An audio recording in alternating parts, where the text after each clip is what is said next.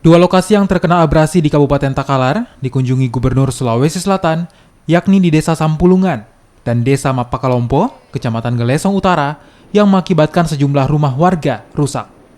Abrasi terjadi diduga akibat aktivitas penambangan pasir.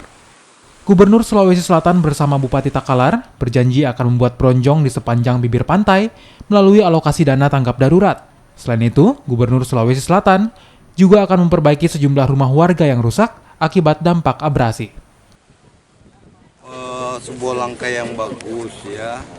Kita bersama-sama Pak Bupati, BNPB, terus anggota DPRD, semua pengambil keputusan hadir hari ini. Nah, tadi beberapa yang kita sudah eksekusi. Tadi tokoh-tokoh masyarakat di sini minta bronjong. Ada bronjong kita bisa adakan. Terus nanti Pemda yang isinya ya. Berikutnya ini balai ya, balai Pompengan juga sudah mulai mendesain. Sudah ada beberapa sudah tender ya.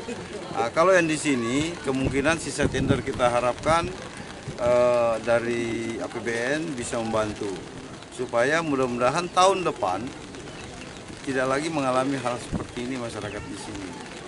Jadi saya kira kita sudah antisipasi memang ya, karena memang ini cuaca yang sangat ekstrim ya.